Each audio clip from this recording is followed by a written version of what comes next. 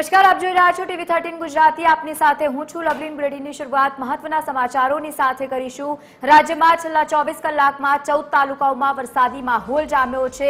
રાજ્યમાં સૌથી વધુ નવસારીમાં વરસાદને લઈને સમાચાર સામે આવ્યા। 1.25 ઇંચ જેટલો વરસાદ ખાબક્યો છે। જલાલપોર સહિત ચીખલી અને વાઘોડિયામાં પણ અડધો ઇંચ વરસાદી માહોલ જામ્યો। રાજ્યના અન્ય 10 તાલુકાઓમાં અડધો ઇંચથી ઓછો વરસાદ નોંધાયો છે। ગાંધીનગર સ્થિત SEOCએ તેને લઈને માહિતી આપી છે। વરસાદી આંકડાઓની માહિતી આપવામાં આવી તો આવનારા સમયમાં રાજ્યભરમાં સાર્વત્રિક વરસાદને લઈને પણ આગાહી વ્યક્ત કરવામાં આવી છે।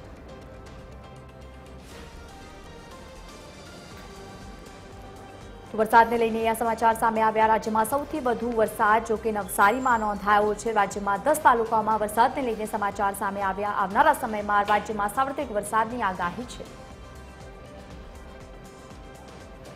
એસોસિએટ એડિટર અરુણ શાહ આપણી સાથે ફોન લાઈન પર જોડાયા છે। અરુણ, આવનારા સમયમાં રાજ્યમાં સાર્વત્રિક વરસાદને લઈને પણ આગાહી વ્યક્ત કરવામાં આવી છે। હાલની પરિસ્થિતિ કેવી? લવલી, સમગ્ર રાજ્યમાં જોઈએ તો જે રીતે છેલ્લા દિવસો 3-4 દિવસથી જે હવામાન વિભાગે પલટો લીધો હતો ને વરસાદી વાતાવરણ છવાયું હતું, તેના સંદર્ભમાં કહી શકાય કે છેલ્લા 24 કલાક દરમિયાન વરસાદી વાતાવરણ છે હળવું થયું હોવાની ચોક્કસ જે માહિતી પ્રાપ્ત થઈ છે। જે 24 કલાક જે 6 કલાકે 24 કલાક દરમિયાન નો વરસાદ જોઈએ તો નવસારી તાલુકાના નવસારી જિલ્લાના નવસારી તાલુકામાં 6 ઇંચ જેટલો વરસાદ થયો છે।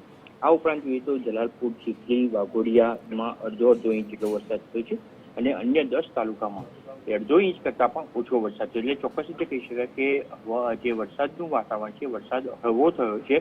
પરિણામે હવે કહી શકાય કે વાતાવરણ જે છે એમાં વરસાદી વાતાવરણમાં થોડી રાહત મેળવવામાં આવી છે।